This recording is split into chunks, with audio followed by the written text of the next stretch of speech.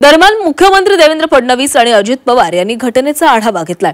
कुणीतरी जाणीवपूर्वक तणाव निर्माण करण्याचा प्रयत्न करत असल्याचं मुख्यमंत्री फडणवीसांनी म्हटलेलं आहे। कोणत्यातरी बाहेरच्या व्यक्तीने पोस्ट केल्यानं हा तणाव निर्माण झालाय, त्यामुळे घटनेची चौकशी करण्यात येणार असून कुणीही कायदा हातात घेऊ नये असं फडणवीसांनी आवाहन केलंय।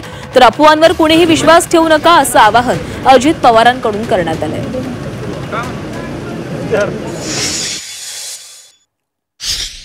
असं आहे की आता त्या ठिकाणी शांतता आहे। आता हे व्हिडिओ नेमके तिथले आहेत की बाहेरचे आहेत हेही बघावं लागेल।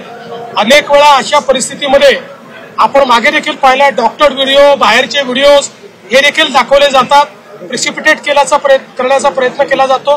त्यामुळे या सगळ्या गोष्टीची त्या ठिकाणी चौकशी केली जाते। आपण काय आवाहन कराल? माझं एकच आवाहन आहे की सगळ्यांनी शांतता ठेवली पाहिजे, कोणीही कायदा हातात घेऊ नका।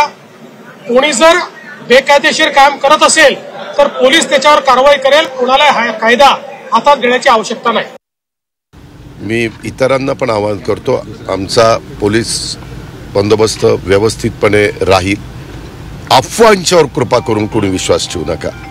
माझे आपल्याही इलेक्ट्रॉनिक मीडिया, प्रिंट मीडिया, सगळ्या मीडियाला आव्हान आहे की या संदर्भामध्ये आपण पण वस्तुस्थिती दाखवणं हे तुमचं कर्तव्य आहे, तुमचं काम आहे, तो तुमचा अधिकार आहे। परंतु ह्या सगळ्या गोष्टी घडत असताना कुठंही आता इथं कुठं भीतीचं असं वातावरण नाही आहे आणि परिस्थिती पूर्णपणे पोलिसांच्या कंट्रोलमध्ये आहे।